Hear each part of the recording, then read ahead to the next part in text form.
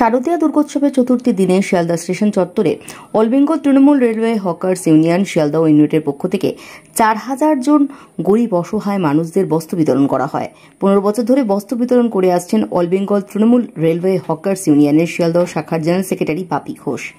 শারদীয়া দুর্গোৎসব উপলক্ষে উত্তর কলকাতার ডিস্ট্রিক্ট আইএনটিটিইউসি মূলত গরিব অসহায় মানুষদের মুখে হাসি ফোটানোর দাবিতে শাড়ি, ছোটদের জামাকাপড়, ধুতি, লুঙ্গি দান করেন শিয়ালদা স্টেশন চত্বরে থাকা অসহায় গরিবদের জন্য। শিয়ালদা স্টেশন থেকে শুভ ঘোষের রিপোর্ট, সংবাদ এই সময়।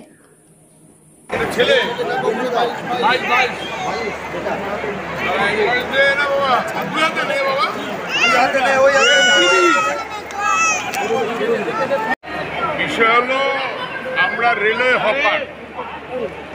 রেলওয়ে হকারের সিদ্ধান্ত নিলাম।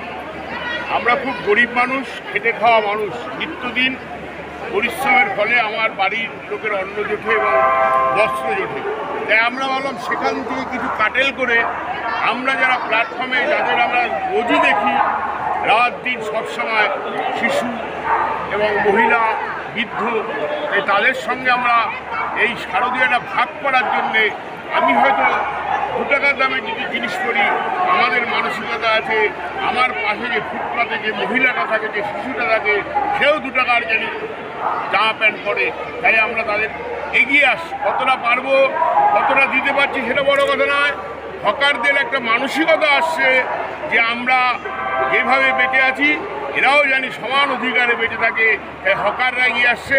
আমি সর্বপ্রথম হকারদের থ্যাংক ইউ জানাই, কারণ এদের চিন্তাশক্তি বিকাশ ঘটেছে। এরা চায় সমাজে আমরাও যেরকম মানুষ, এরাও সেই মানুষ, সবাই সমানভাবে শারদীয়া উপভোগ করি। কত বছর ধরে দিচ্ছেন? এটা আমরা অনেক বছর ধরে দিচ্ছি, কিন্তু আমরা সেভাবে ফ্ল্যাশে আসতে চাইনি।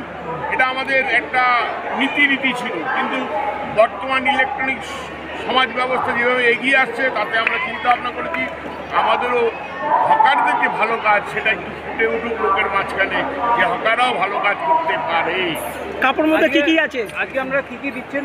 আমরা দিচ্ছি হচ্ছে শিশুদের, বাচ্চা মেয়েদের জামা ফ্রক এবং ছেলেদের জামা প্যান্ট, যারা একটু বয়স 10-12 বছরের তাদের জামা প্যান্ট, মেয়েদেরও জামা প্যান্ট, এবং যারা এখানে মহিলারা থাকেন তাদের জন্য নাইটির ব্যবস্থা করেছি।